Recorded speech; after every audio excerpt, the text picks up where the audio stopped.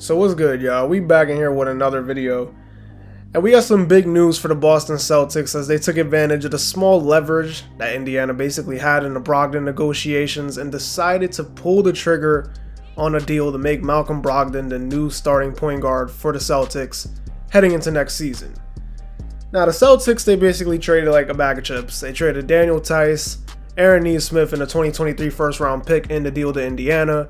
Like I mentioned earlier, Indiana didn't really have much. I would assume Indiana probably didn't even get the real package that they wanted, so they just said, you know what, screw it, shipped them off to Boston, and that's pretty much what happened. As for Indiana, in the short summary, probably just took the deal for the pick, and maybe they can use Aaron Nesmith, a guy who's still young, a guy who can shoot, use him on that team, considering Boston really had no real use for him, how good their roster is and how deep their roster is, especially at the position he plays, with Brown and Tatum being guys that are ahead of him on the depth chart. Wasn't going to see a lot of playing time, so makes sense. Indiana just basically gets Brogdon off the books, no need to pay him anymore. But as for Boston, this is a big move, considering that they made the finals last season, and in reality, this team had no true playmaker throughout the whole season. They had no one that could calm them down, get them into their sets in the half court, and really take playmaking duties away from guys like Tatum, Brown, and Smart, who are not really the most ideal playmakers. But with the addition of Brogdon, he can do all of that and then some. As we all know, Brogdon is a guy who can get you anywhere from 16 to 20 points per game, be that good playmaker for them in the half court, while also not being a complete disaster on defense, as he'll probably be able to keep that identity good for Boston as a good defensive team. He won't be a liability.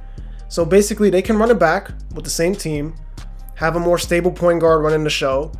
And I like the potential. I like the potential starting lineup with Brogdon, Smart, Brown, Tatum, and Robert Williams. Not to mention their bench is still pretty deep. And this team right now, in my opinion, when I look at them, they're the favorites to come out of the Eastern Conference with the way they're built and with how good they are defensively and how good they are offensively. Definitely the favorites in the East. But there is some cause for concern, though, with adding Malcom Brogdon onto your team. And if you know Malcom Brogdon now, you know what I'm about to mention. It's not basketball related. It's health related. Because as I mentioned in other videos talking about Brogdon, he can never stay on the court at all. The man has not played more than 70 games since his rookie season, and hasn't played more than 60 since the 2018-2019 season. So if he can stay healthy, if he can't stay healthy, then it can definitely derail things for this team. Because the only major cause for concern is that it's the health.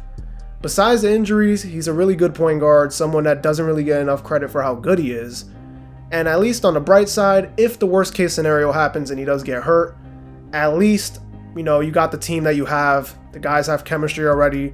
You can run back that same lineup that you had this past season.